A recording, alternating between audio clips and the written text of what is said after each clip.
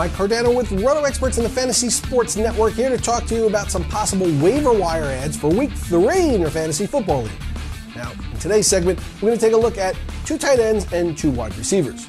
So looking at the tight end position, there will be considerable demand for Jordan Reed's understudy for the Washington team that plays in the NFL.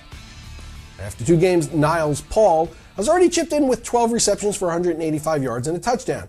And he has the added benefit of having a great rapport with his quarterback, Kirk Cousins, as they have been taking second-team reps together all preseason. Now, Paul comes into the week owned in just 10% of NFL.com leagues and less than 1% on both ESPN and CBS. What you need to know here is not the news flow on Paul, but the news flow on Jordan Reed, as he may or may not be back this week. It's really too early to tell at this point. Now, if Reed is going to play, Paul's target opportunities are going to drop dramatically.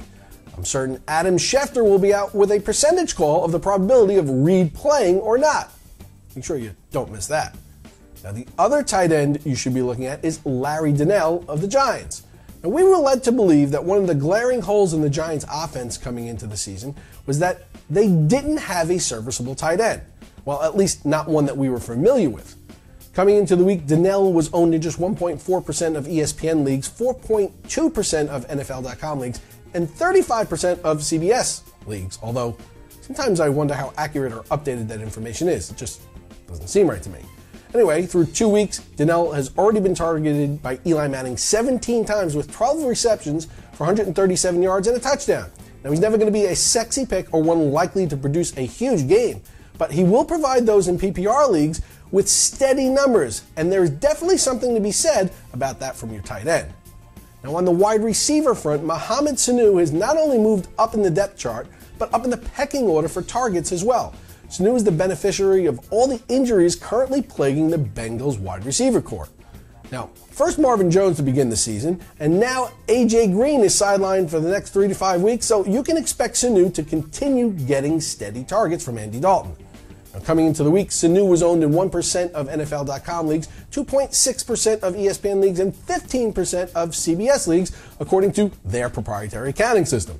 Now, Sanu comes into week 3 with 7 receptions on 9 targets for 120 yards and a touchdown. And the former jack of all trades at Rutgers has even thrown a 50-yard pass. So at this point, he should be added by all Green owners and should provide decent yardage and reception numbers along with the occasional touchdown. Now, the Raiders don't have much going for themselves, although they are getting a new stadium, as they are one of the worst teams in the league, but they do have James Jones.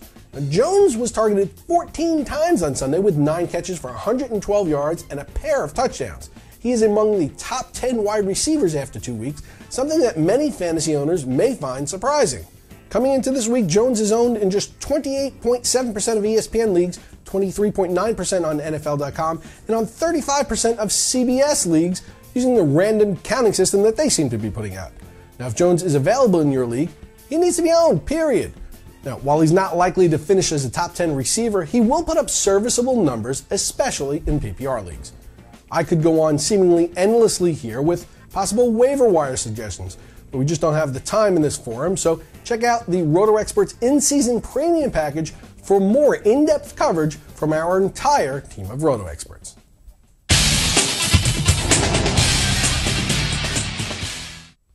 Now, if you've got waiver wire or start and sit questions for me for week 3, just shoot me a note on Twitter at Mike Cardano, and I'll see if I can help steer you in the right direction. You can catch me on Game Time Decisions today, right here on the Fantasy Sports Network, with host Gabriel Morency at both 3 and 5 p.m. Eastern. There's no telling what trouble we'll get ourselves into there. And I'll see you right back here tomorrow on the Fantasy Sports Network.